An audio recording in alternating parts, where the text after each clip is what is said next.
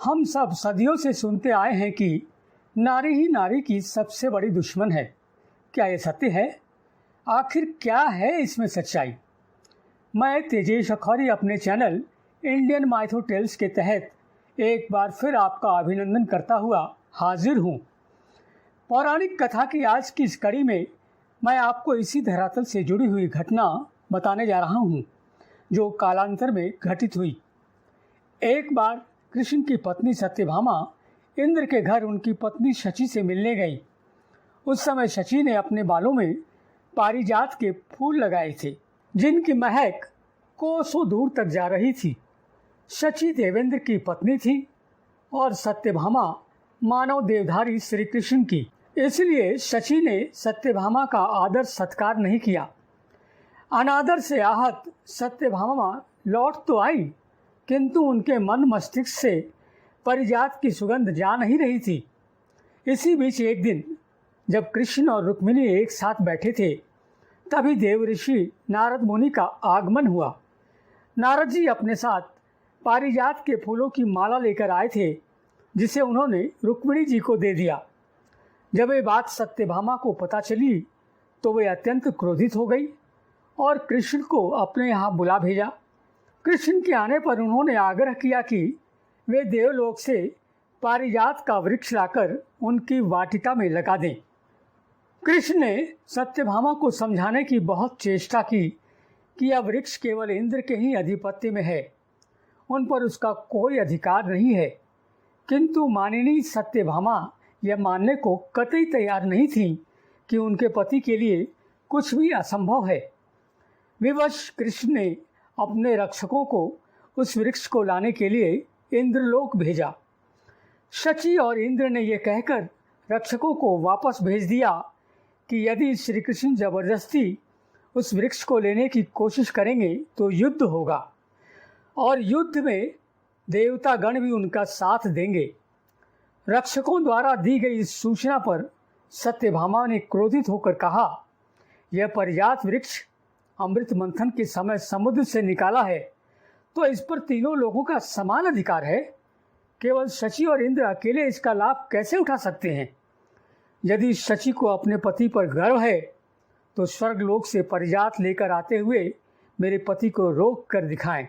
शची के उकसाने पर इंद्र भी देवताओं को साथ लेकर कृष्ण के साथ युद्ध करने को उद्धत हुए। सभी देवतागण अपने अस्त्र शस्त्र के साथ अपने वाहन पर सवार होकर युद्ध करने आ गए। उधर श्री कृष्ण भी अपने वाहन गरुड़ के साथ युद्ध भूमि में उपस्थित हो गए।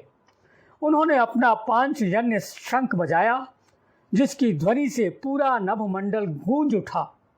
सभी देवतागण गरुड़ के चोंच और पंख से घायल हो गए। तब ऐरावत और गरुड़ में भी युद्ध होने लगा। जब इंद्र और श्री कृष्ण के सभी अस्त्र शस्त्र कट कट कर गिर गए, तब इंद्र ने अपने हाथ में वज्र और श्री कृष्ण ने सुदर्शन चक्र ले लिया।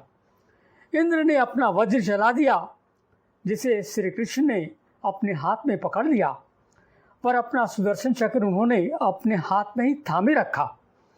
इसी बीच गरुड़ ने ऐरावत को क्षत विक्षत कर दिया और हताश इंद्र रणभूमि से भागने लगे। देवतागण पहले ही युद्ध स्थल छोड़कर भाग चुके थे। इंद्र को मैदान छोड़कर भागते देख सत्यभामा ने ताना मारते हुए कहा, त्रिलोकीनाथ इस तरह जाएंगे तो शची को क्या मुंह दिखाएंगे? आपको शची ने बताया होगा ना, जब मैं इंद्रलोक गई थी तो इंद्राणी ने मेरा निरादर किया था। मुझे तो सिर्फ इतना ही बताना था कि मेरे पति आपसे कम नहीं हैं। अब आप ये पारिजात अपने पास ही रखिए। लज्जित इंद्र ने पहले तो कृष्ण की स्तुति की, फिर उनसे क्षमा मांगी। कृष्ण ने गंभीर भाव से कहा, देवराज, इस पारिजात को तो सिर्फ सत्यभामा की खुशी के लिए रख लिया था। अब आप अपना वज्र भी ले जाइए और पारिजात भी। इंद्र ने क्षमा मांगते हुए कहा, प्रभु मुझे क्षमा करें।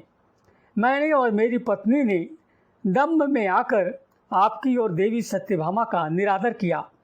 यह पारिजात आप द्वारकापुरी ले जाएं। बहुत अच्छा कहकर श्री कृष्ण पारिजात लेकर द्वारिकापुरी जा पहुँचे और इसे सत्यभामा के आंगन में लगा दिया। किंतु सत्यभामा के कारण उन्हें इंद्र से युद्ध करना पड़ा था। इस बात से उन्हें अप्रसन्नता थी। अतः उन्होंने पारिजात का वृक्ष इस तरह सत्यभामा के यहाँ लगाया कि वृक्ष तो उनके यहाँ रहे, पर उसके फूल गिरे रुक्मिणी के आंगन में। कहते हैं उत्तर प्रदेश के बाराबंकी जिले के अंतर्गत स्थित किंतुर गांव में एक पारिजात का वृक्ष है, जो कि पांडवों की माता कुंती के नाम है। अज्ञातवास के समय जब पांडव अपनी माता कुंती के साथ यहाँ वन में रहते थे, उन्होंने कुंतेश्वर महादेव की स्थापना की थी। तब कुंती ने उनकी पूजा अर्चना के लिए पारिजात के फूलों की इच्छा जाहिर की थी और उसी समय अर्जुन ने सत्यभामा की वाटिका से लाकर वह वृक्ष वहाँ लगाया था। कुंती ने पारिजात के उसी वृक्ष के फूलों से महादेव की पूजा की थी। उनकी पूजा से प्रसन्न होकर शिव जी ने महाभारत युद्ध में विजयी होने का उन्हें वरदान दिया था। आज की इस कड़ी में इतना ही। फिर मिलेंगे किसी अन्य पौराणिक अछूते प्रसंग के संग। अब हमें आज्ञा दीजिए और हाँ, हमारे चैनल को सब्सक्राइब करना मत भूलिए, ताकि हमें आगे भी आपका स्नेह मिलता रहे। धन्यवाद।